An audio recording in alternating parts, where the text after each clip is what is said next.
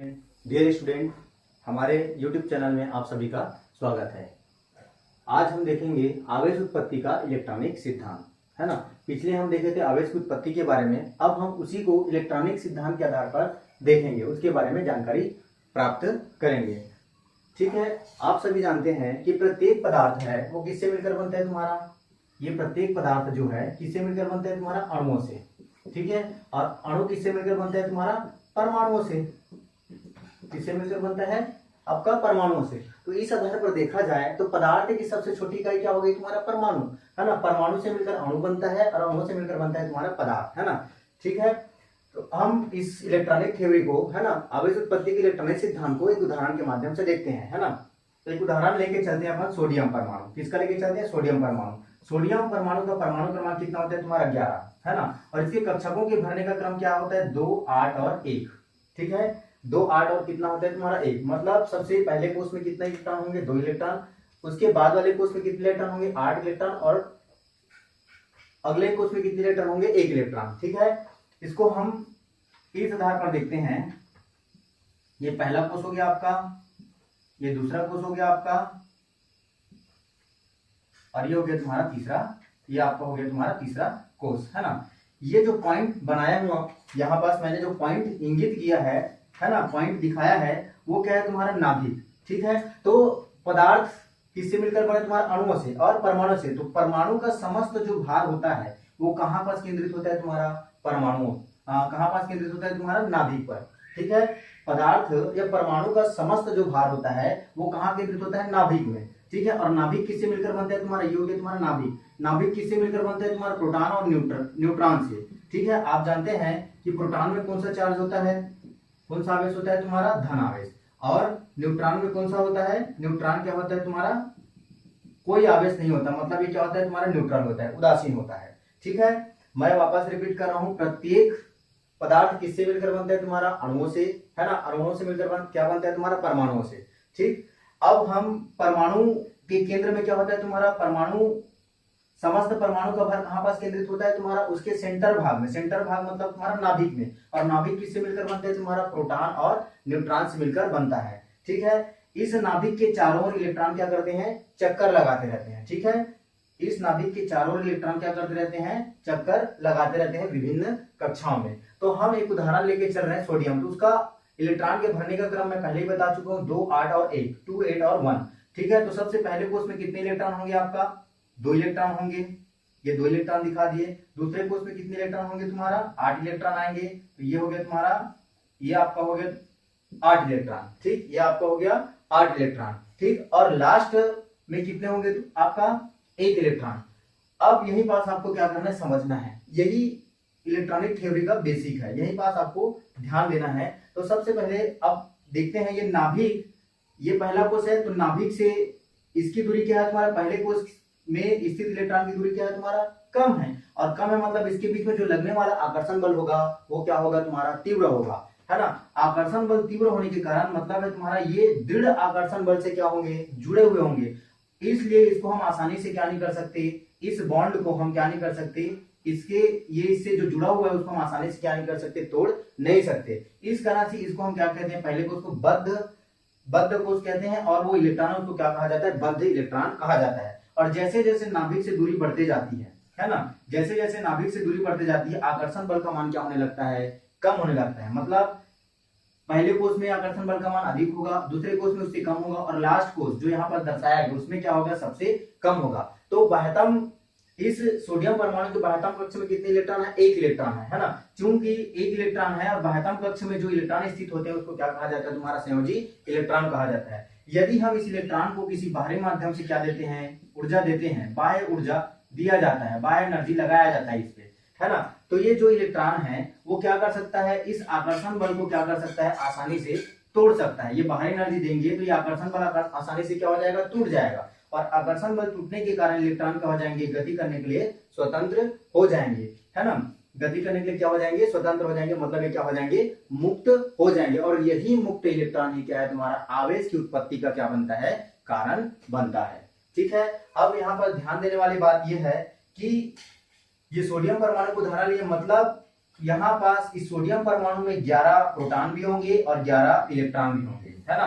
तो इस प्रकार से देखा जाए तो ये विद्युत रूपेण क्या हो जाएंगे तुम्हारा, उदासीन हो जाएंगे। क्या होंगे, विद्युत रूपेण क्या होंगे, उदासीन होंगे, न्यूट्रल हो जाएंगे। ठीक है, पिछले क्लास में मैंने बताया था एक उदाहरण देते हुए आवेश उत्पत्ति के लिए, जब हम कांच के छड़ को किससे रगड़ते थे, रेशम के कपड़े से रगड़ते थे, तो क्या होता था, कांच का छड़ क्या हो जाता था, धनावेश हो जाता था, और रेशम का कपड़ा क्या हो जाता था, ऋणावेशित हो जाता था। तो उसको इसी आधार पर, इलेक्ट्रॉनिक थ्योरी के आधार पर उसको घर्षण की हम क्या करते हैं, व्याख्या करते हैं। जैसे देखते हैं, कांच के छड़ को जब हम रगड़ेंगे तो किससे रगड़ेंगे, रेशम के कपड़े से। तो कांच का छड़ धनावेशित हुआ, मतलब क्या होगा, धनावेशित हुआ मतलब वहां से इलेक्ट्रॉन निकल कर किसमें चले गए, है ना, क्योंकि वो क्या करते हैं, डोनेट। जब कोई पदार्थ इलेक्ट्रॉन क्या करता है ना, परमाणु इलेक्ट्रॉन क्या करता है, डोनेट करता है, तो वो क्या बनाता है तुम्हारा, प्लस आवेश बनाता है। इसलिए सोडियम को क्या लिया जाता है तुम्हारा, Na+, और क्लोरीन क्या करता है, एक्सेप्ट करता है, इसलिए उसको क्या वो कौन सा चार्ज बनाता है, माइनस चार्ज, है ना।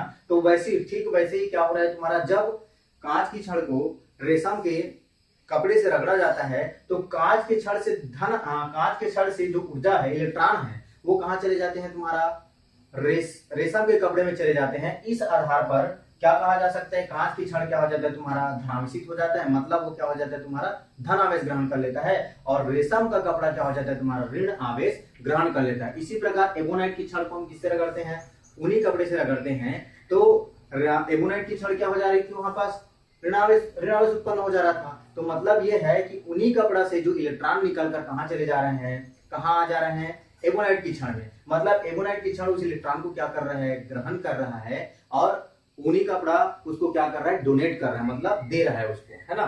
तो इस प्रकार से हम देख सकते हैं कि इस घर्षण की प्रक्रिया में एक पदार्थ क्या हो रहा है तुम्हारा, एक पदार्थ में इलेक्ट्रॉनों की क्या होती है, अधिकता होती है, और एक पदार्थ में इलेक्ट्रॉनों की क्या होती है, कमी होती है। जिस पदार्थ में इलेक्ट्रॉनों की कमी होती है, जो इलेक्ट्रॉन डोनेट करता है ना, देता है, वो धनावेश बन जाता है, और जो एक्सेप्ट करता है, जिसमें अधिकता हो जाती है, वो क्या बन जाता है तुम्हारा, ऋणावेश बन जाता है। ये हुआ आपका आवेश उत्पत्ति का इलेक्ट्रॉनिक सिद्धांत। अब हम आगे का देखेंगे, अगला टॉपिक हमारा, नेक्स्ट टॉपिक है तुम्हारा चालक, विद्युत रोधी, और क्या पढ़ेंगे, अर्धचालक, है ना। चालक, विद्युत रोधी और अर्धचालक। ठीक है, आप सभी 11th में पढ़े होंगे। क्या देखेंगे अपन अब, चालक, विद्युत रोधी और अर्धचालक, कंडक्टर, इंसुलेटर एंड सेमीकंडक्टर।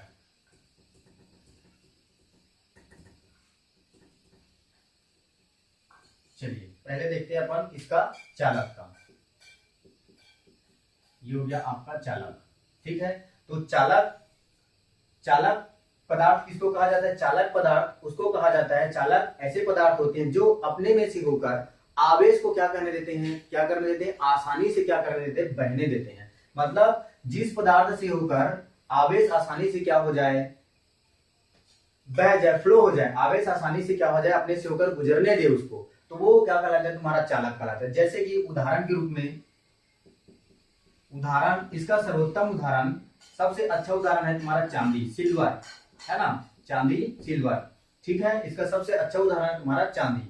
ठीक, तो चांदी क्या है तुम्हारा, सबसे सर्वोत्तम चालक है। इसके अलावा, चांदी के अलावा धातु, जितने भी प्रकार की धातुएं हैं वो सभी, है ना, मानव शरीर। ठीक, अब इसमें देखते हैं, जैसे कि एक उदाहरण के तौर पर ये है तुम्हारा, ये जो है वो क्या है तुम्हारा, इलेक्ट्रिक वायर। मतलब ये क्या है तुम्हारा, चालक है। जब इसके एक क्षेत्र पे क्या लगाया जाता है, चार्ज दिया जाता है, तो वो क्या हो जाता है तुम्हारा, दूसरे क्षेत्र में भी क्या हो जाता है, ये दिख रहा है ना। एक क्षेत्र पे, एक हिस्से पे जब इसको क्या दिया जाता है, चार्ज दिया जाता है, तो वो चार्ज बहते हुए कहां चले जाता है तुम्हारा, दूसरे क्षेत्र में आ जाता है ना। और इसी प्रकार से यही कॉन्सेप्ट किसका है तुम्हारा, गतिक विद्युत का ही है ना। अब यदि मान लो इस चालक के, है ना, इस चालक के एक हिस्से में आवेश दिया जा रहा है, और दूसरे हिस्से को यदि कोई मनुष्य, है ना, पकड़ता है, आदमी पकड़ता है, तो उस आदमी को क्या लगता है, इलेक्ट्रिक शॉक लगता है ना, लगता है कि नहीं, सभी जानते हैं। ठीक, तो मतलब इस प्रकार से हम क्या बोलते हैं, मानव शरीर भी क्या है तुम्हारा, विद्युत का क्या है, चालक है ना, आवेश का क्या है, चालक है। दूसरा देखते हैं अपन, विद्युत रोधी। तो विद्युत रोधी उस पदार्थ को कहा जाता है, ऐसे पदार्थों को विद्युत रोधी कहा जाता है जो अपने में से होकर आवेश को बहने नहीं देते हैं, क्या कर लेते हैं, रोक लेते हैं, है ना, अपने से होकर बहने नहीं देते हैं, वही पास रोक देते हैं, तो उसको क्या कहते हैं, अपन विद्युत रोधी कहते हैं। इसके उदाहरण में आएगा तुम्हारा, उदाहरण में आएगा आपका, सबसे पहला आ जाएगा लकड़ी, आप सभी जानते हैं लकड़ी, और हो गया तुम्हारा कांच हो जाएगा आपका, ठीक है। तो लकड़ी का सर्वोत्तम उदाहरण बताइए, यदि किसी, है ना, मनुष्य को, इंसान को इलेक्ट्रिक शॉक लगता है, यदि वो किसी बोर्ड से चिपका हुआ है, इलेक्ट्रिक शॉक लगा हुआ है, तो वहां पास उसको छुड़ाने के लिए हम क्या करते हैं, लकड़ी से या झाड़ू से उसको क्या किया जाता है, पीटा जाता है, मारा जाता है, तभी वो क्या होता है तुम्हारा, वो छूट पाता है। यदि आप उसको खुद कनेक्ट, हाथ से कनेक्ट करोगे, हाथ से हटाने का प्रयास करोगे, उस इलेक्ट्रिक चार्ज जो जिसको इलेक्ट्रिक शॉक लगा है उसको हाथ से पकड़ोगे, तो आप भी क्या हो जाओगे, इलेक्ट्रिक शॉक के चपेट में आ जाओगे, है ना। तो लकड़ी से जब मारेंगे तो क्या होता है, जैसे कि मान लो ये लकड़ी है, तो लकड़ी से यदि हम मारेंगे तो ये वाला हिस्सा केवल इतने हिस्से तक ही वो क्या होगा तुम्हारा, इतने हिस्से तक ही रहेगा, वो आगे दूसरे हिस्से तक आने नहीं देगा। दूसरे हिस्से तक आने नहीं देगा मतलब इलेक्ट्रिक चार्ज फ्लो नहीं हुआ, और फ्लो नहीं हुआ तो हम उस व्यक्ति को आसानी से क्या कर सकते हैं, बचा सकते हैं। तो लकड़ी है, कांच है ना, ये सभी क्या है तुम्हारा आपका किसके, विद्युत रोधी के उदाहरण है। तीसरा है तुम्हारा अर्धचालक। अर्धचालक, अर्धचालक किसको बोला जाता है, जिसकी चालकता, कंडक्टिविटी जो है इन दोनों के मध्य, इन दोनों के मध्य मतलब चालक और विद्युत रोधी के मध्य होती है ना, चालक और विद्युत रोधी के मध्य जिसकी चालकता, कंडक्टिविटी चालक और विद्युत रोधी के मध्य होती है, ऐसे पदार्थों को हम क्या कहते हैं, अर्धचालक कहते हैं। इसके उदाहरण में आते हैं